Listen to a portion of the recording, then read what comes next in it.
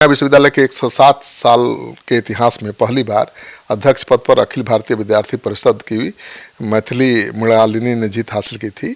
साल 2025 में छात्र संघ चुनाव में 45% से ज़्यादा लगभग 8625 वोट डाले गए थे। सबसे अधिक पटना लॉ कॉलेज में 63% से ज़्यादा वोटिंग हुई थी। दूसरे नंबर पर पटना साइंस कॉलेज था 61% के साथ, और सबसे अधिक विमेंस कॉलेज में कुल 4461 वोटर में से 23 से 45 छात्राओं ने अपने वोट डाले थे। और इस बार भी चुनाव में छात्राएं ही अहम भूमिका निभाने वाली हैं। अब देखिए छात्राएं किसका साथ देती हैं, किसको पसंद करती हैं। पटना यूनिवर्सिटी छात्र संघ चुनाव के लिए वोटिंग जारी। अध्यक्ष पद के लिए मैदान में 11 उम्मीदवार। नमस्कार, आप देख रहे हैं सिटी पोस्ट लाइव। मैं हूं सृष्टि राज। आज पटना यूनिवर्सिटी छात्र संघ चुनाव है और सुबह 8:30 बजे से वोटिंग शुरू हो गई है। छात्र दोपहर 2:30 बजे तक मतदान चलेगा। अब सेंट्रल पैनल के 5 पद के लिए 41 और काउंसलर के लिए 45 उम्मीदवार मैदान में है। अध्यक्ष पद के लिए 11 उम्मीदवार और महासचिव के लिए 9।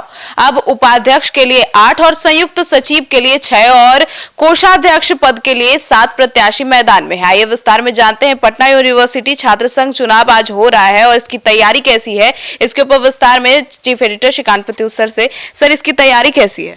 देखिए, कड़ी सुरक्षा व्यवस्था के बीच आज सुबह से ही मतदान चल रहा है। चप्पे चप्पे पर पुलिस के जवान तैनात हैं।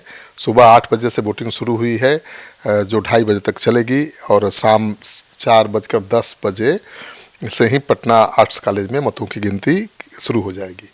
संभावना है कि देर रात तक परिणाम भी जारी कर दिया जाए। अभी तक किसी तरह की गड़बड़ी की शिकायत, बहुत बड़ी शिकायत तो नहीं आई है, लेकिन कई छात्रों ने शिकायत की है कि उनको वोट नहीं डालने दिया जा रहा है। आई कार्ड बनवाने की कोशिश की तो आई कार्ड भी नहीं दिया गया, बनवाया नहीं गया, और अब उनको वोट गिराने से रोका जा रहा है। तेज प्रताप के पार्टी के उम्मीदवार, अध्यक्ष पद के उम्मीदवार थे रिंकल यादव, उनको पुलिस गिरफ्तार कर ले गई है। एकदम टांग करके जीप में फेंक दिया और लेकर चली गई। तो उनके जो समर्थक हैं फिर बोहर थाने के बाहर हंगामा कर रहे हैं। उनका कहना है कि ये बड़ा गलत हुआ है उनके साथ। दरअसल रिंकल यादव नॉमिनेशन में रिंकल यादव नाम है, लेकिन उनके परिचय पत्र पर शायद रिंकू यादव नाम है। नाम में कुछ हेरफेर हुआ है जिसके चलते ये बवाल हुआ है। तो तेज प्रताप यादव निर्दलीय उम्मीदवार का समर्थन उन्होंने किया था, और अब तो तेज प्रताप के उम्मीदवार ही कहे जाएंगे। वो निर्दलीय खड़े थे, लेकिन तेज प्रताप यादव ने आखिरी क्षण में उनको अपना उम्मीदवार घोषित कर दिया था। तो तेज प्रताप यादव ने कोशिश की थी कि पटना छात्र संघ के चुनाव में भी उनका हस्तक्षेप हो, और अच्छा उम्मीदवार का समर्थन किया था, लेकिन अब तो उनको पुलिस टांग ले गई है। सर, तो ऐसे में पटना विमेंस मगध महिला की छात्राएं ही उम्मीदवारों का भाग्य का फैसला करेंगी। बिल्कुल, वोटर उम्मीदवार के क्रम संख्या के आगे बॉल पेन से क्रॉस का चिन्ह लगाएंगे वोटर, ठीक है ना। प्लस या अन्य निशान लगाने पर मतदान रद्द हो जाएगा। 14 निर्वाचन इकाई के लिए कुल 41 बूथ बनाए गए हैं। छात्र संघ चुनाव के लिए यूनिवर्सिटी के 19,973 मतदाता वोट करेंगे। इसमें 7,963 केवल छात्रा मतदाता हैं। पिछले साल से 373 मतदाताओं की संख्या में बढ़ोतरी हुई है, ठीक है ना। 2025 में 19,600 मतदाता सूची में शामिल थे। इस साल लिस्ट में सबसे अधिक पटना विमेंस कॉलेज में 4657 मतदाता हैं। तो महिलाओं के हाथ में कमान है, वही फैसला करेंगे कि कौन जीतेगा कौन हारेगा। जी, लेकिन सबसे दिलचस्प बात यह है सर कि एक मतदाता 6 बार वोट करेंगे। बिल्कुल, कई पदों के लिए चुनाव हो रहा है ना। सेंट्रल पैनल के लिए कुल 5 और काउंसलर के 22 पदों के लिए चुनाव हो रहा है।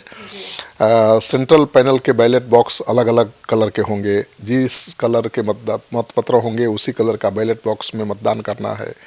एक वोटर 6 बार अलग अलग बैलेट बॉक्स में मतदान करेगा।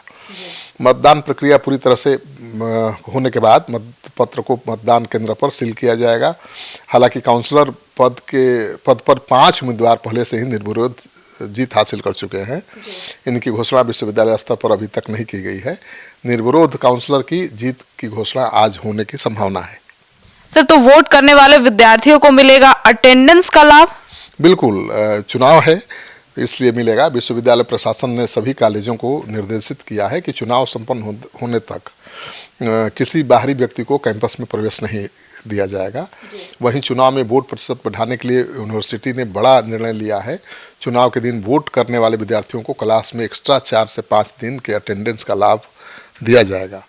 इसके लिए यूनिवर्सिटी प्रशासन ने सभी कॉलेजों और विभागों को अपने स्तर पर चुनाव में वोट करने वाले विद्यार्थियों को कक्षाओं में एक्स्ट्रा अटेंडेंस का लाभ देने के लिए निर्देश दिया है। तो चुनाव का फायदा उनको मिल रहा है। सर, तो वोट देने के लिए क्या क्या डॉक्यूमेंट्रीज की जरूरत है? देखिए, सभी छात्र अपना आईडी कार्ड दिखाकर वोट करेंगे। आईडी कार्ड नहीं होने की स्थिति में कॉलेज की ओर से एक फॉर्मेट तैयार करके दिया गया है। यूनिवर्सिटी के सभी कॉलेजों को निर्देशित किया गया था कि वे 17 फरवरी तक उनके यहाँ एनरोल्ड सभी विद्यार्थियों का पहचान पत्र उपलब्ध कराएं और इसकी सूचना संबंधित विभाग को देना सुनिश्चित करें। पहचान पत्र नहीं बनने की स्थिति में कॉलेज एक फॉर्मेट तैयार कर छात्र के फोटो के साथ उसे भरकर संबंधित अधिकारी का हस्ताक्षर और मुहर लगवाएगा। पहचान पत्र नहीं होने की स्थिति में छात्र चुनाव के दौरान यह फॉर्मेट अपने पास रखेंगे और इस फॉर्मेट के आधार पर उनको वोट देने का अधिकार होगा। और देखिए, आई कार्ड को लेकर तो बवाल मचा ही हुआ है। जिन छात्रों का आई कार्ड नहीं बना है उनको वोट नहीं डालने दिया जा रहा है और उनको ऐसा कोई फॉर्मेट भी नहीं मिला है, तो बवाल कर रहे हैं छात्र। सर, पिछले साल लगभग 45% के आसपास वोटिंग हुई थी। हाँ बिल्कुल, पटना विश्वविद्यालय के 107 साल के इतिहास में पहली बार अध्यक्ष पद पर अखिल भारतीय विद्यार्थी परिषद की मैथिली मृणालिनी ने जीत हासिल की थी। साल 2025 में छात्र संघ चुनाव में 45% से ज़्यादा, लगभग 8625 वोट डाले गए थे। सबसे अधिक पटना लॉ कॉलेज में 63% से ज़्यादा वोटिंग हुई थी।